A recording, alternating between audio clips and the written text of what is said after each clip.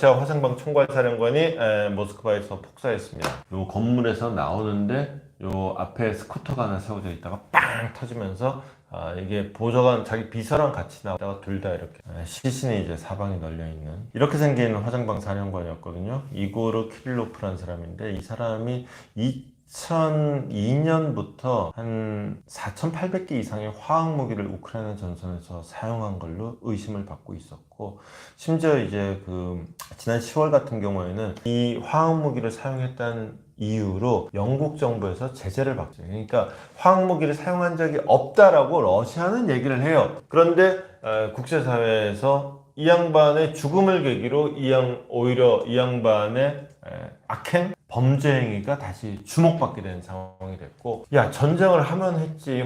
왜냐면 특히나 우리는 화학무기를 그냥 말로만 듣고 있잖아요. 근데 화학무기라는 게 이게 야만적인 행위고 범죄 행위라고 규정되어진 것은 1차 세계대전 때 유럽에서 실제로 쓰였기 때문이에요. 그 참호전을 하면서 수십만 명이 그 안에서 그냥 다 몰살당했기 때문에 이게 범죄 행위가 됐단 말이지. 그러니까 유럽에서는 화학무기 그러면 치를 떱니다. 그 유럽 사람들에게 주의를 환기하기에는 굉장히 좋은 거죠.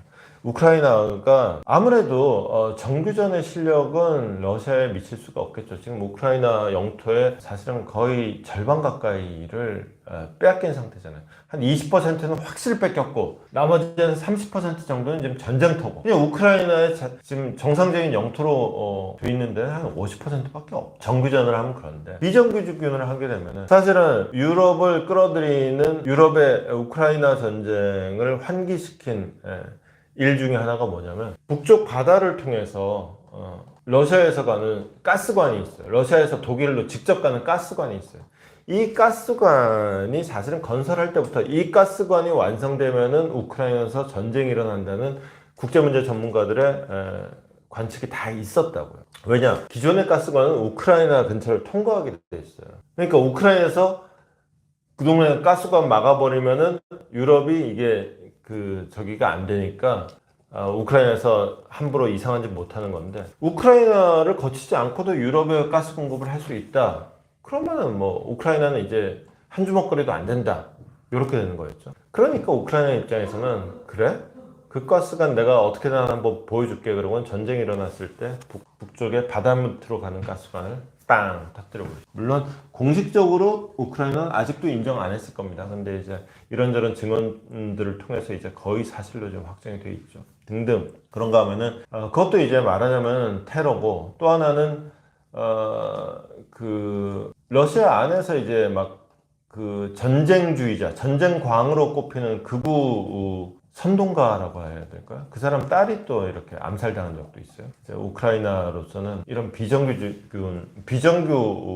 행태가 아무래도 특장점이 되겠죠. 그리고 이제 어딥니까? 크림반도로 가는 다리도 끊고 막 그랬었잖아요. 사실은 만약에 그런 일이 있어서는 안 되겠지만은, 북한하고 우리하고 전쟁이 벌어지면은 그 전쟁의 양상 역시도 이런 식으로 흐를 가능성이 많습니다. 왜냐? 정규전을 벌이면 북한이 우리한테 게임이 안 돼요. 군대 수는 많지. 그러니까 대가리 수만 많다고 해봤자 그 대가리 수 많으면 그거 오히려 짐돼요. 걔들 타고 내려올 차도 없어. 걔들은 기름이 없어가지고. 걔들 걸어와야 돼요. 암만 보병이라도 없고 그걸 걸어 다니냐고. 그러면 그런 상황에서는 오히려 군인들 머릿수만 많으면 식충이들만 많은 거예요. 밥만 축나 돈만 많이 들어. 거기다가 숫자가 많다? 비행기가 많다?